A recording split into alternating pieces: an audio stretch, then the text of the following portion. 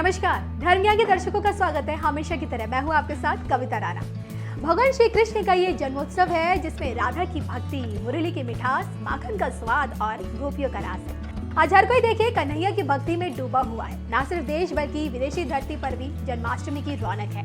हर कोई नटखट खाना का जन्मदिन मना रहा है। ऐसे में सोशल मीडिया में एक ऐसा वीडियो वायरल हो रहा है जिसमें पीएम मोदी दुश्मनों को हड़काते हुए प्रभु कृष्ण के सुदर्शन चक्र की बात कर रहे हैं। जी हाँ, सोशल मीडिया में वायरल हो रहा ये वीडियो साल 2020 का है। पीएम मोदी का ये लद्दाख दौरा आपको भी याद होगा। जी हाँ, भारत चीन तनाव के बीच पीएम मोदी ने अचानक लेह वो पहुंचे थे और उस वक्त उन्होंने सीमा पर अग्रिम मोर्चे नीमू का जायजा लिया था और देश के जवानों से बातचीत कर उनका मनोबल भी बढ़ाया था। और इस दौरान जवानों को संबोधित करते हुए पीएम मोदी की एक बात शायद चीन के गले से नहीं उतरी थी, या फिर यूं कहें कि सुदर्शन चक्र के जिक्र ने चीन की भी नींद उड़ा दी थी। जी हाँ, बॉर्डर पर पीएम मोदी ने दहाड़ते हुए साफ कह दिया था कि हम वो लोग हैं जो बांसुरी धारी श्री कृष्ण की पूजा करते हैं और हम वही लोग हैं जो सुदर्शन चक्रधारी कृष्ण को आदर्श मानकर चलते हैं। हम और ये हमारी पहचान है।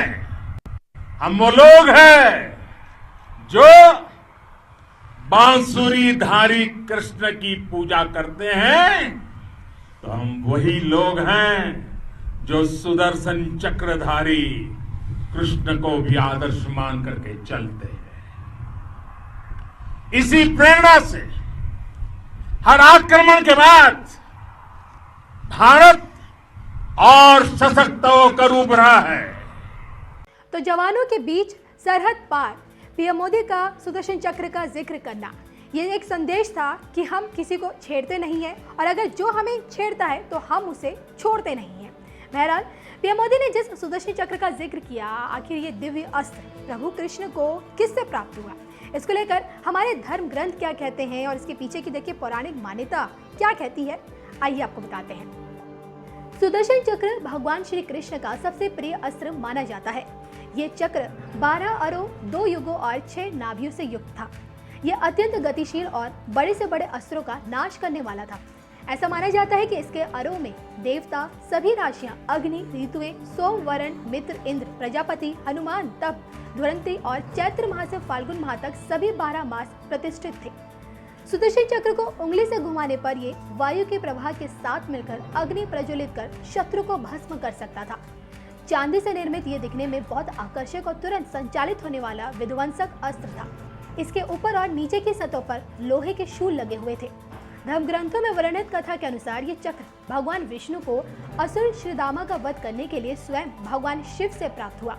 भगवान विष्णु से ये अग्निदेव के पास गया, अग्निदेव से वरुण देव के पास और वरुण देव से भगवान परशुराम के पास पहुंचा और अंततः परशुराम ने भगवान कृष्ण को दिया। कहा यह जाता है कि गोमांतक पर्वत पर श्री कृष्ण और जरासंध के युद्ध के पश्चात कृष्ण और परशुराम की भेंट हुई और भगवान कृष्ण ने परशुराम को युद्ध का पूरा हाल सुनाया। तब परशुराम ने कृष्ण को सुदर्शन चक्र के योग्य मानते हुए उन्हें यह अस्त्र भेंट किया। भगवान कृष्ण द्वारा इसका पहला प्रयोग एक हिंसक प्रवृत्ति के राजा श्रृंगाल पर किया गया था। तो देखिए ना, भगवान होते हुए भी प्रभु कृष्ण को संघर्ष करना पड़ा। भगवान विष्णु का कृष्ण अवतार इंसान को कर्मशील जीवन का पाठ पढ़ाता है, यानी मुसीबत के समय या फिर सफलता ना मिलने पर हिम्मत कभी मत छोड़िए और आगे बढ़ते रहिए। मंजिल चाहे देखिए कितने ही कदम दूर हो, एक दिन जरूर मिलेगी।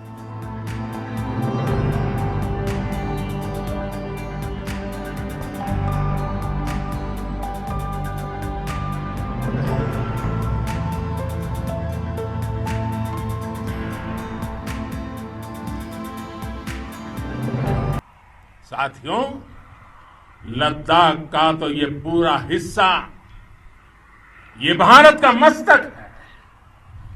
130 करोड़ भारतीयों के मान सम्मान का प्रतीक है। ये भूमि भारत के लिए सर्वस्व त्याग करने के लिए हमेशा तैयार रहने वाले राष्ट्रभक्तों की धरती है। इस धरती ने कुशक बकुला रिंपोचे जैसे महान राष्ट्रभक्त देश को दिए हैं। ये रिंपोचे जी ही उन्हीं के कारण जिन्होंने दुश्मन के नापाक इरादों में स्थानीय लोगों को लामबंद किया। रिम्पोंछे की अगुवाई में यहां अलगाव पैदा करने की हर साजिश को लद्दाख की राष्ट्रभक्त जनता ने नाकाम किया। ये उन्हीं के प्रेरक प्रयासों का परिणाम था कि देश को, भारतीय सेना को लद्दाख स्काउट नाम से इन्फेंट्री रेजिमेंट बनाने का प्रेरणा मिली। आज लद्दाख के लोग हर स्तर पर, चाहे वो सेना हो या सामान्य नागरिक के कर्तव्य हो, राष्ट्र को सशक्त करने के लिए अद्भुत योगदान दे रहे हैं। साथियों, हमारे यहां कहा जाता है, खड्गेन आक्रम्य भंजितः, खड्गेन आक्रमः भुंजितः। वीर भोग्या वसुंधरा, यानी वीर अपने शस्त्र की ताकत से ही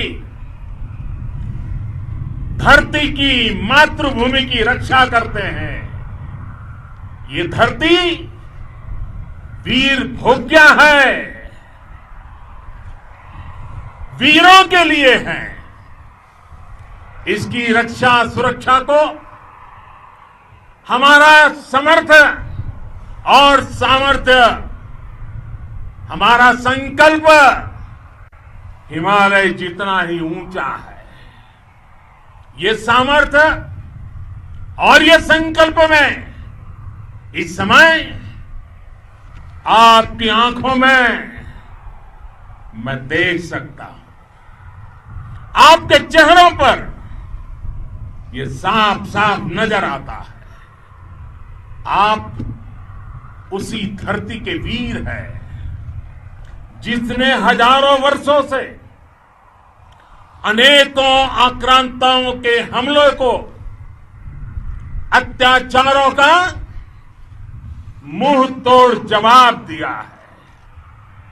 हम, और ये हमारी पहचान है, हम वो लोग हैं जो बांसुरीधारी कृष्ण की पूजा करते हैं, तो हम वही लोग हैं जो सुदर्शन चक्रधारी कृष्ण को भी आदर्श मान करके चलते हैं।